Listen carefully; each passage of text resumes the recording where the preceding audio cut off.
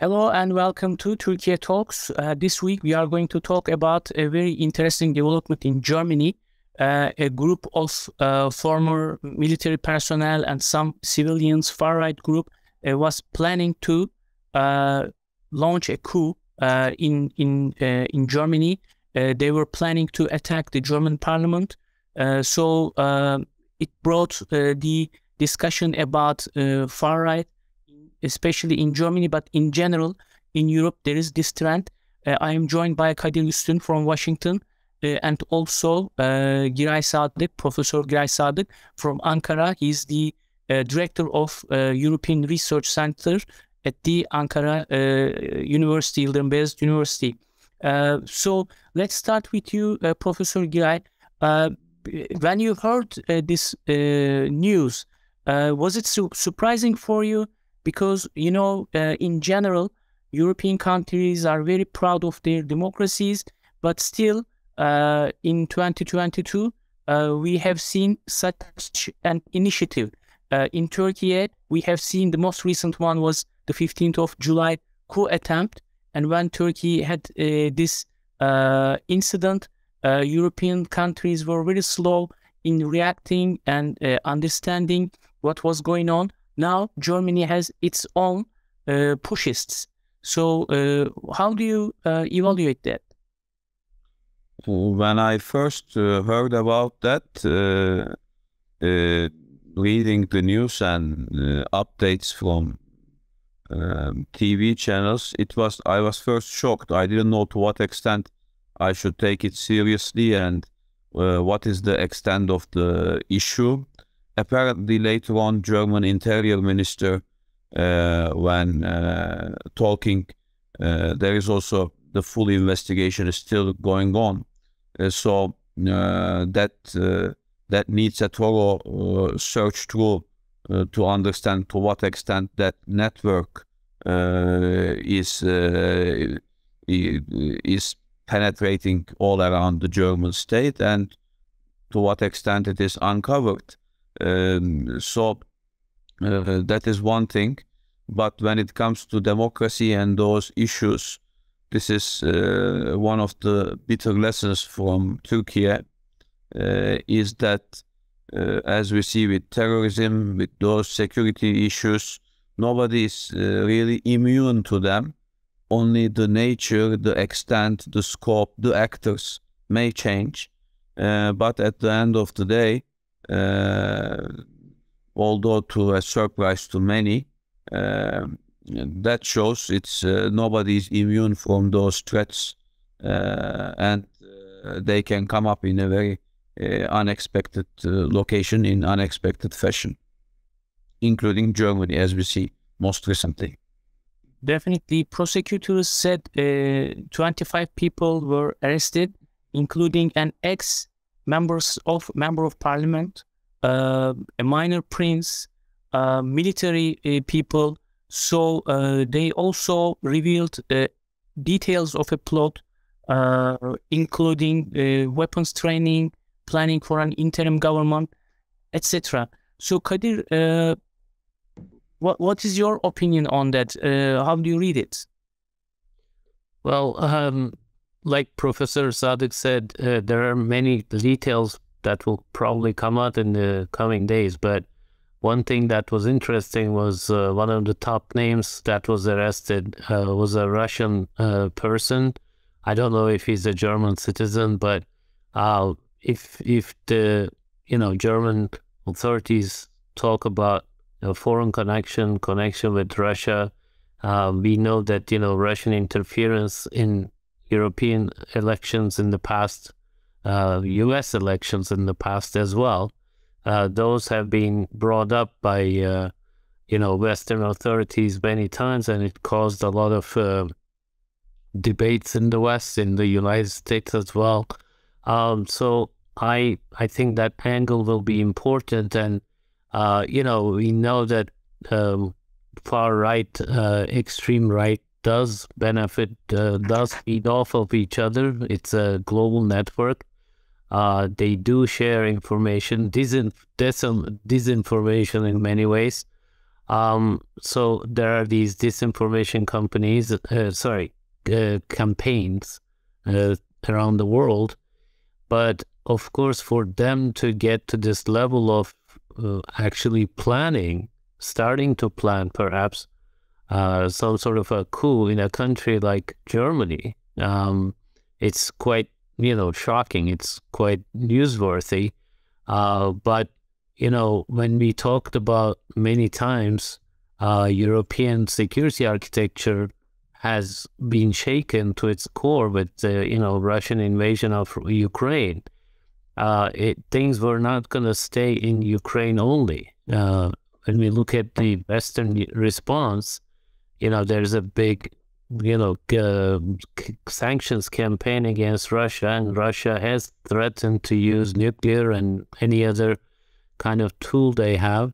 So, sorry, maybe I'm focusing too much on the maybe Russian angle, but that struck me the most. Of course, Turkish experience from coups usually, there is international networks aiding or somehow,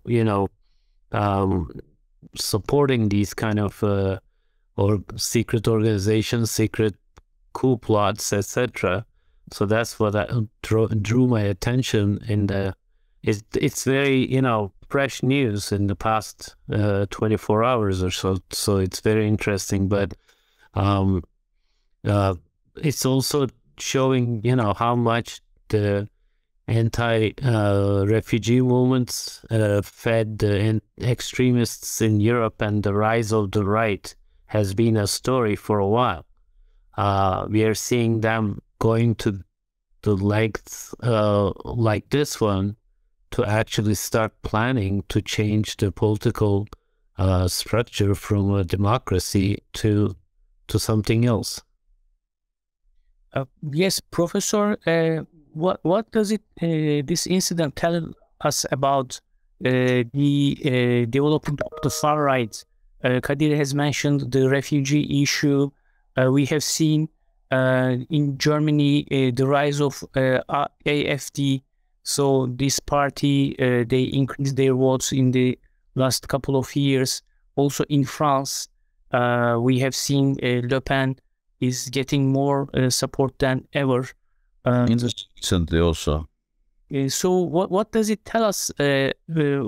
Why more people are joining these far-right groups, and even they've started to think about removing the government with military tools, looking for plots, coup attempts. What's happening in Europe? What are the reasons for this? These are important trends that need to be taken seriously.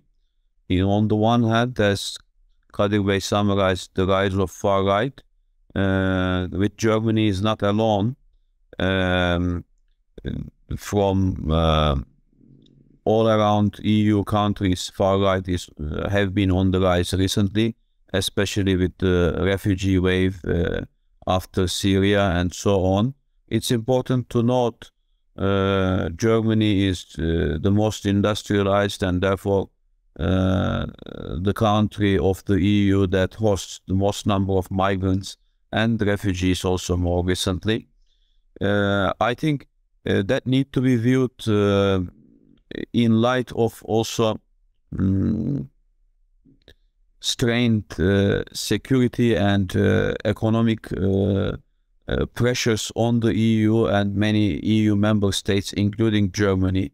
With the war you mentioned in Ukraine, there is energy crisis which puts on crunch many German heavy industry that needs that energy, and therefore at the same time you see the rise of refugees, so demand for protection and sharing from the system, while at the same time resources go down.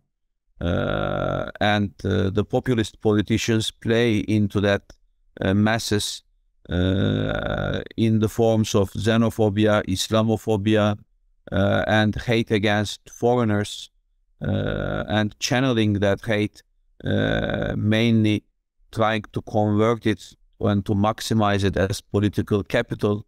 That is at the roots of the recent rise of far-right extremist movements. But here we see a global network and an international network also.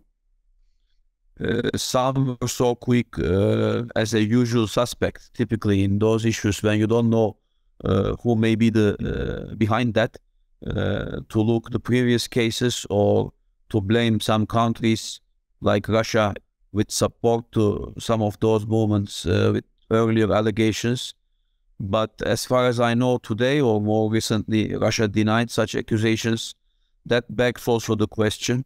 But my take on that would be, yes, we need to look what we know, but we also need to look beyond the usual suspects, what we don't know about it.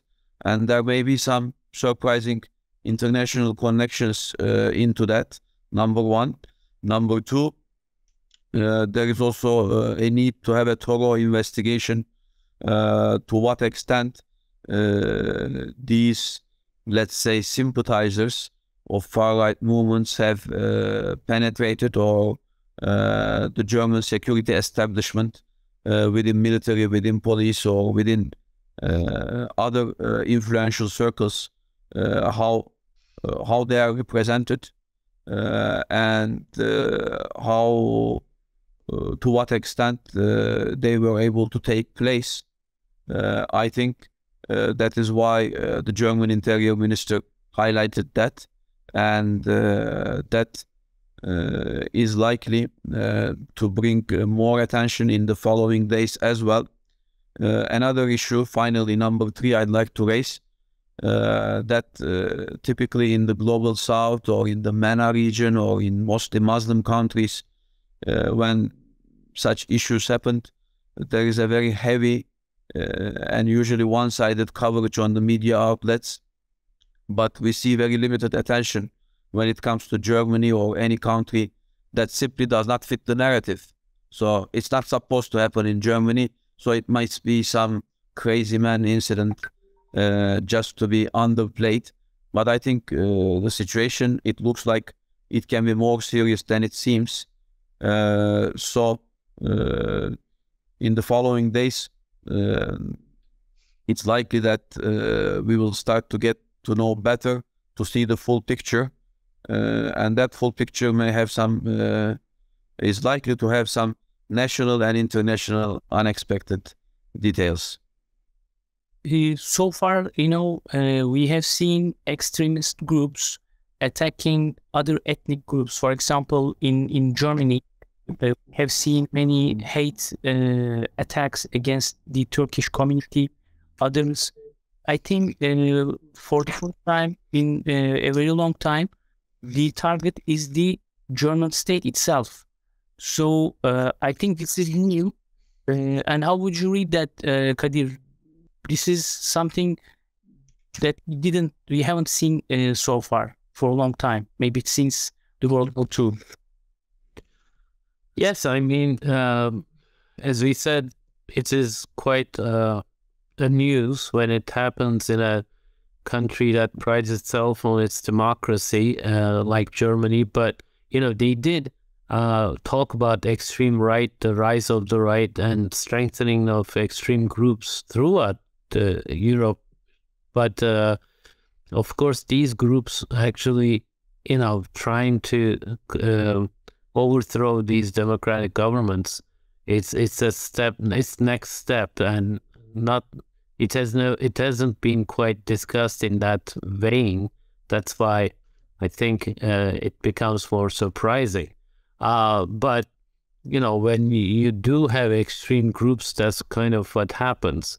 And then I agree, we might usually these kind of coup plots often have international connections and interesting connections often, because you can have some extreme groups. They might be ideological, they might be propagating their ideology and having followers, exchange ideas, etc. But to actually start planning to take over the government, that usually requires some outside kind of involvement or manipulation, or somehow somebody tries to activate them, use it against that country.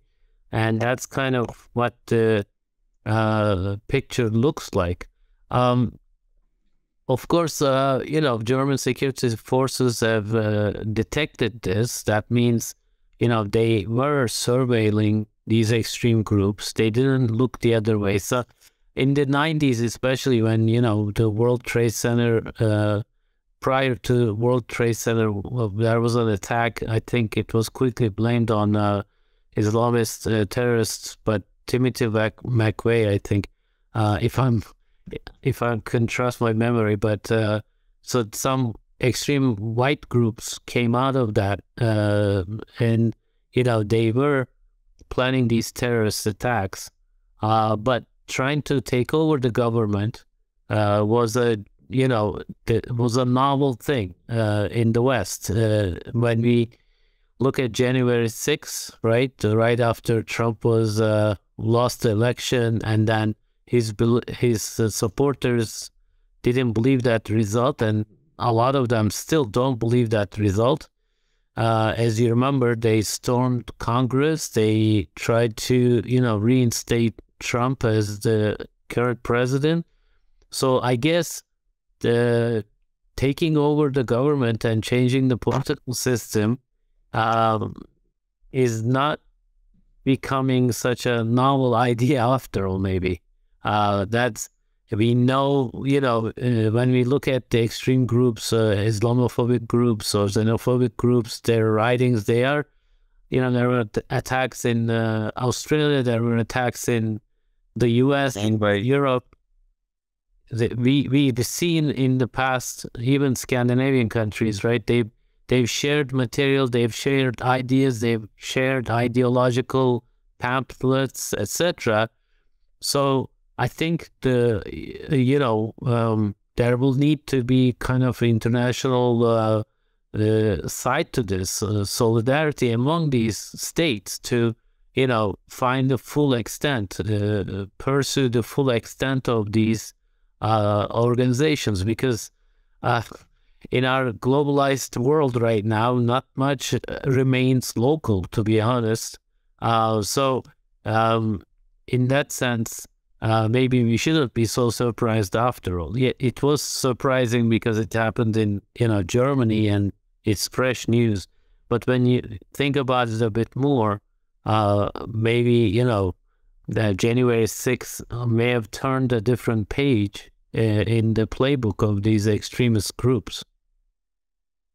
Definitely.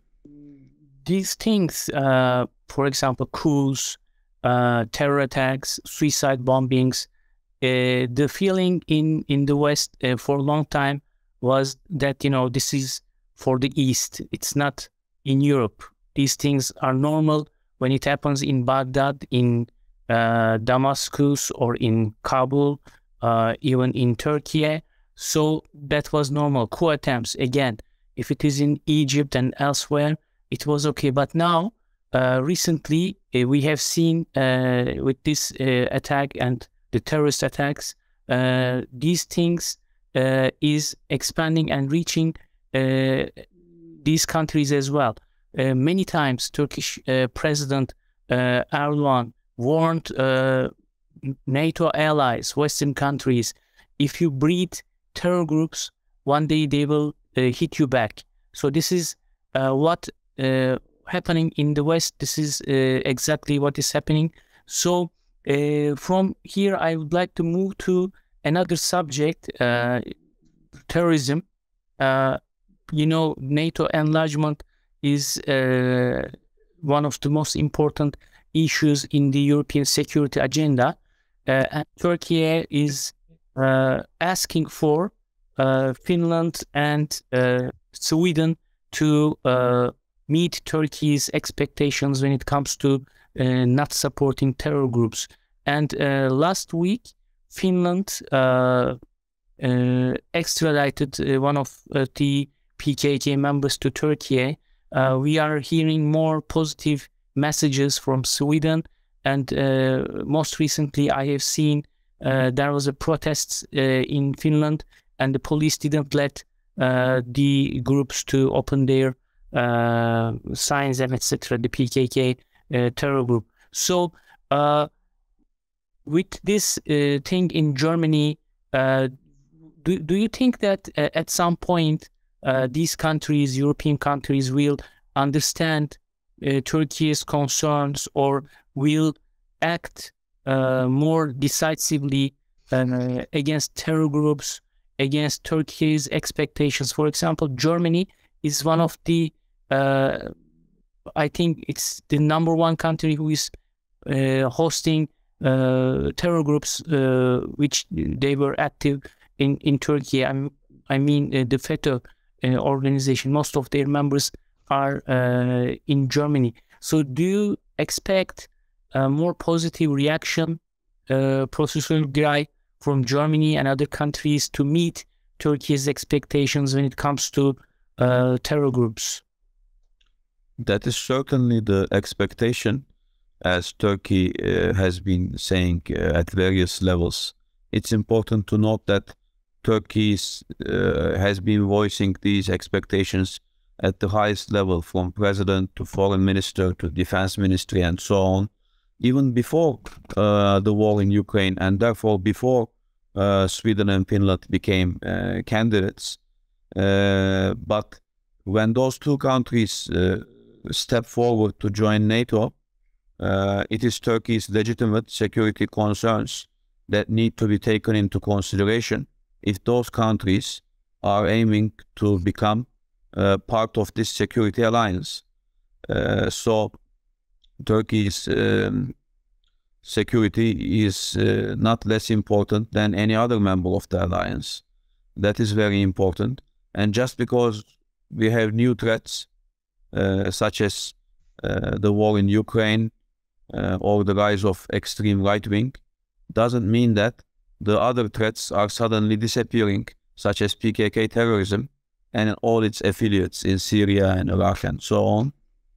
Therefore, it's Turkey's legitimate right to expect alliance solidarity from its NATO allies to begin with, and in line with that, from the countries like Sweden and Finland, and for that matter of fact, any related countries that aim to join the alliance. So that is, it is important. Another flashback, maybe with Germany again, as you touched upon with hate crime. Kadir Bey summarized very well, but my addition would be to this. Imagine for a moment, like there are no migrants, no refugees, no Muslims in Germany. Will the far right cease to exist? Will it be finishing? No, they are claiming in their documents that it will be like anti-establishment. So when it comes to anti-EU, anti-regime, anti-NATO in some cases. So that means the threat is deeper than it seems and more interrelated. And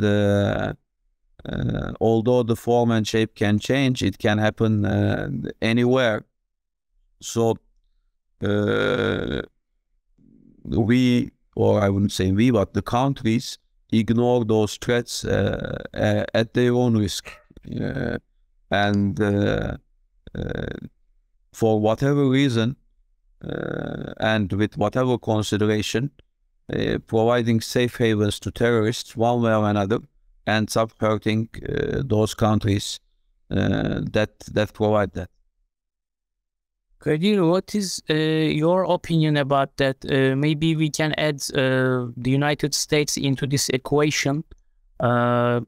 Should we expect more positive approach from the US when it comes to Turkey's security concerns? You know, this thing is spreading all around Europe, not only terror, but also this military coup idea. We just heard from the US Congress that the restrictions on F-16 sales is being removed at least at one level. Do you expect more positive approach from the US and from other European countries to Turkey's concerns?